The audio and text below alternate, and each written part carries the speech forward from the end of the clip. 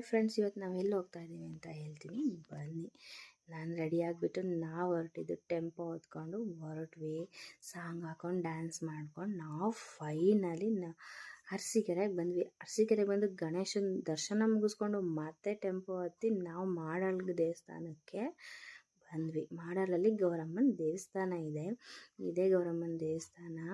ಗೌರಿ ದರ್ಶನ ಮಾಡೋಕ್ಕೋಸ್ಕರ ಕ್ಯೂ ಇತ್ತು. ಸ್ವಲ್ಪ ಕ್ಯೂನ ಮುಗಿಸ್ಕೊಂಡು ದೇವ್ರ ದರ್ಶನ ಮಾಡಲಿಕ್ಕೆ ಅಂತ ಬಂದ್ವಿ. ದೇವ್ರ ದರ್ಶನ ಆಯಿತು ತುಂಬ ಚೆನ್ನಾಗಿ. ಇದು ದೇವರು ತುಂಬ ಚೆನ್ನಾಗಿ ಅಲಂಕಾರ ಮಾಡಿರ್ತಾರೆ ವರ್ಷಕ್ಕೊಮ್ಮೆ.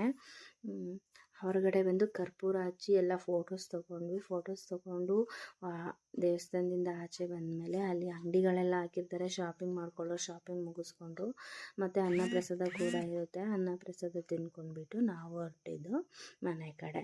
ಈ ದೇವ್ರದ್ದು ವಿಶೇಷ ಏನಪ್ಪ ಅಂದರೆ, ನಾವು ಏನೇ ಬೇಡ್ಕೊಂಡು ನೆರವೇರುತ್ತೆ. ಈ ತಾಯಿಗೆ ಮೇನ್ ಬೇಕಾಗಿರೋದು ಕರ್ಪೂರ ಸೇವೆ. ತುಂಬ ಜನ ನಂಬಿ ಕರ್ಪೂರ ಸೇವೆ ಮಾಡ್ತಾರೆ. ಇದು ಹಿಂದಿನಿಂದನೂ ನಡ್ಕೊಬಂದಿದೆ. ಹಾಗೆ ನಾವು ಕೂಡ ನಂಬ್ತೀವಿ ಈ ದೇವ್ರನ್ನ. ಹಂಗಾಗಿ ನಾವು ವರ್ಷಕ್ಕೊಮ್ಮೆ ಹೋಗ್ತೀವಿ.